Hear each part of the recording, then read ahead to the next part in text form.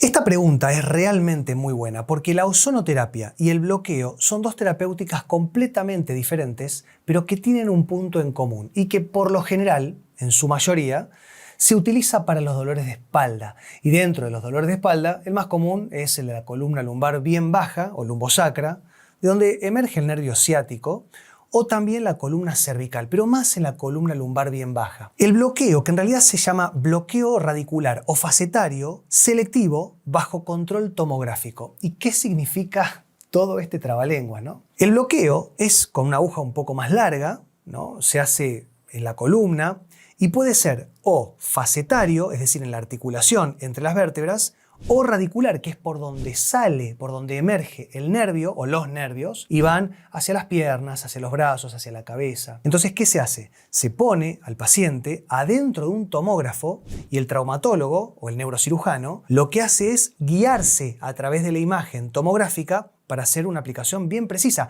Imagínense que va al lado, pegadito o sobre la raíz nerviosa. Entonces, no podemos hacerlo a ojo porque primero, o no vamos a llegar o nos vamos a pasar, y si nos pasamos es un problema porque vamos a sentir como una electricidad muy grande en la pierna o en el brazo y en algunos casos puede dejar secuelas. Entonces es muy importante que sea guiado por un equipo de tomografía para poder hacerlo de manera bien precisa. ¿Y cuál es el objetivo? ¿Cuál es la diferencia con la ozonoterapia? Muchísimas. O sea, tienen muchas diferencias y también se pueden complementar porque no es o el bloqueo o la ozonoterapia. Se pueden combinar. No recomiendo que se haga todo al mismo tiempo porque la realidad es que la ozonoterapia intradiscal a mí no me gusta. El bloqueo lo que va a hacer es, se libera, se aplica una combinación, como les decía, de un corticoide de liberación retardada y un anestésico.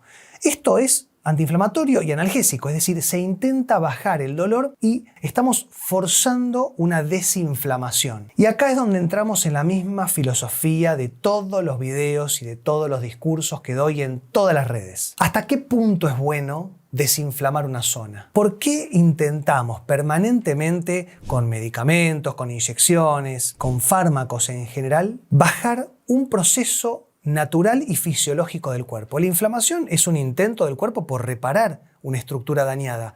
¿Qué nos lleva a intentar frenarla? ¿Se piensan que si nosotros frenamos un proceso inflamatorio no va a tener consecuencias? Claro que las va a tener. Por supuesto que las va a tener. Un proceso inflamatorio tiene que tener un principio y un fin.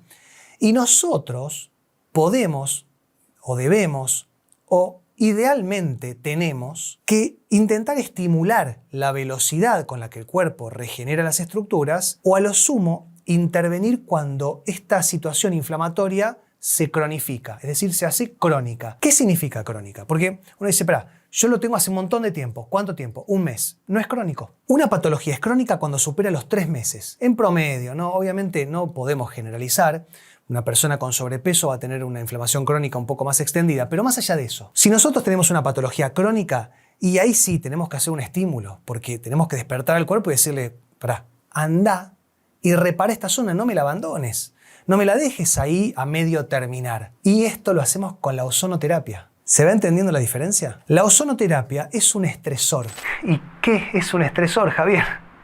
Estoy con palabras complicadas hoy. Un estresor es un estímulo que nosotros podemos hacer de afuera o de adentro, pero sobre todo de afuera, para poder decirle al cuerpo, esto que vos no estás intentando reparar, que vos te olvidaste de reparar o que ya te diste por vencido, anda e intenta repararlo de nuevo. El ozono es un gas que no tiene medicación. Está compuesto por 3 moléculas de oxígeno. No tiene fármacos, por lo cual prácticamente no tiene contraindicaciones. El corticoide y el anestésico, cualquiera sea, sí tiene contraindicaciones porque como cualquier fármaco, se tiene que metabolizar, eliminar, procesar, ¿no? Hay todo un proceso del cuerpo, sobre todo del hígado, del estómago, de los riñones, porque muchas veces uno piensa, no, me lo estoy inyectando, no lo estoy tomando, entonces no me afecta a los órganos. Error, porque es la química del medicamento que va a afectar al cuerpo más allá de la vía de administración.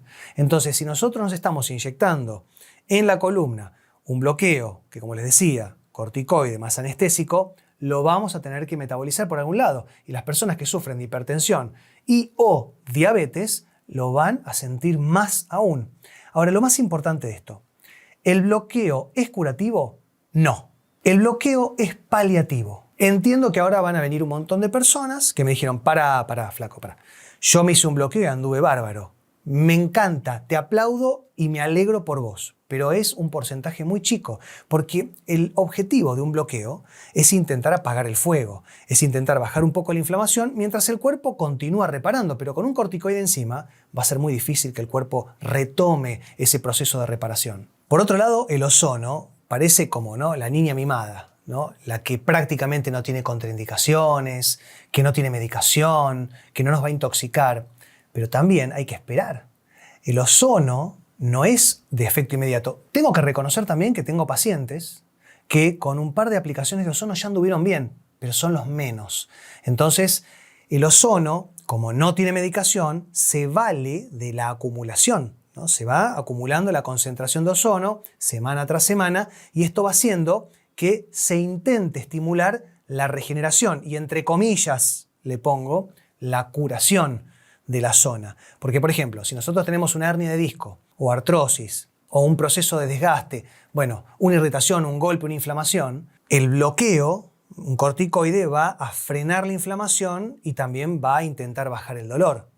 El ozono no. El ozono, si bien tiene un efecto en la modulación del proceso inflamatorio, también, sobre todo, el objetivo es estimular al cuerpo a que acelere, como les decía al principio, el proceso de curación, pero sobre todo a que incremente la calidad con la cual se regeneran los tejidos. Entonces esto lleva tiempo. Como cualquier tratamiento natural, se necesita acumular, se vale de la acumulación, de la concentración, de la paciencia. Y muchas veces, y acá está la diferencia, esta es la diferencia, que me la dejé para el final para que se entienda todo el concepto. Si tenemos un dolor invalidante, muy intenso, que no nos deja caminar, que no nos deja dormir, que no nos deja pensar, que nos está deprimiendo, ahí sí el bloqueo radicular o facetario selectivo bajo control tomográfico, metiendo un corticoide con un anestésico, puede apagar un poco el incendio y nos puede devolver, escuchen bien, nos puede, porque muchas veces si uno dice, no, listo, me bloqueo y ya está. No, ya está, no. Porque tengo muchos pacientes que se hicieron un bloqueo y no anduvieron bien. No anduvieron bien. O incluso también les subió la presión, como les decía, les alteró la glucemia. Pero más allá de eso, el objetivo sí, con un bloqueo es bajar un poco el dolor mientras el ozono va estimulando la zona a que se siga o que se aumente la velocidad de regeneración. ¿Se entendió? Bueno, en conclusión, si estás muy dolorido, si estás muy dolorida, el bloqueo puede ser una buena opción. Si el dolor es un poco más crónico o sobre todo es una cuestión de una hernia de disco o artrosis, te recomiendo que si tenés tiempo y tolerancia al dolor, vayas haciendo ozonoterapia, pero siempre a nivel intramuscular, preferiblemente sin tanta profundidad. Espero que les haya servido la respuesta. Nos vemos la próxima, que esté muy bien, chau.